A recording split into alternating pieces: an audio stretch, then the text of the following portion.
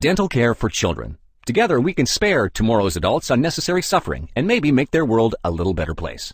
So let's spend some time talking about dental care for children. Protecting baby teeth is important. After all, they're around for 12 years, and not just as tools for chewing. Healthy baby teeth are just as important for language development, jaw growth, and the coordination of the mimic musculature as they are for aesthetics, and therefore for your child's self-esteem. If your child already has carious teeth, then these need to be restored, even if it's necessary to do so under a general anesthetic. Any dentist who doesn't recommend treatment doesn't know anything about childhood dental care. Carious teeth are home to millions of bacteria and endanger the rest of the teeth. In order to avoid reaching this point in the first place, let's take a brief look at this video. Many parents think, well, my child rarely eats sweets. However, we only get a small percentage of our sugar intake in more or less the pure form. The largest share is hidden in processed products.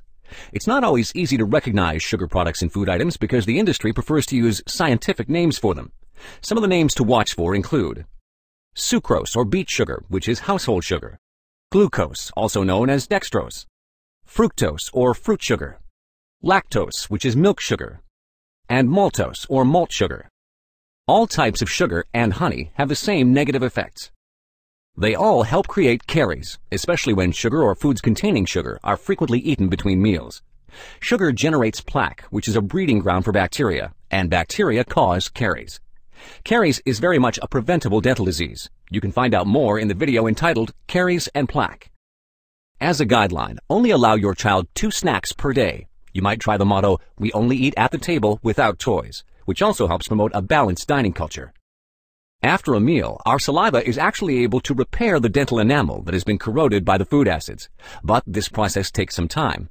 Frequent and/or particularly sweet snacks overstrain this natural and protective repair mechanism.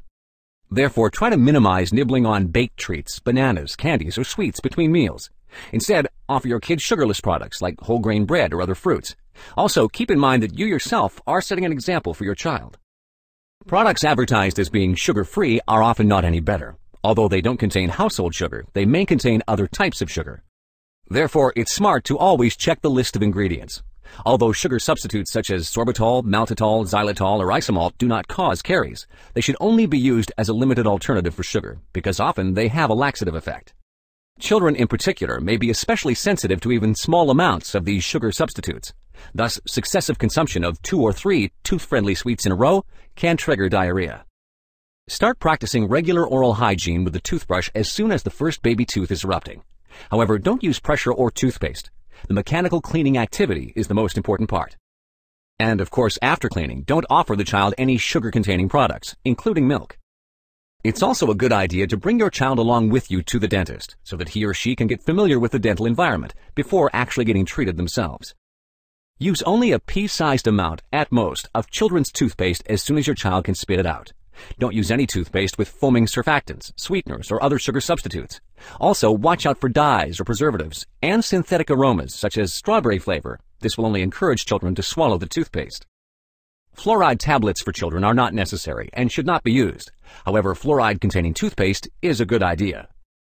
You can make brushing a daily ritual in your child's hygiene routine by reciting a short song or poem during brushing.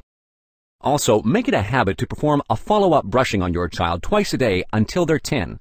It's important to do this because it's only around the age of 10 that children develop their motor skills enough to adequately brush their own teeth.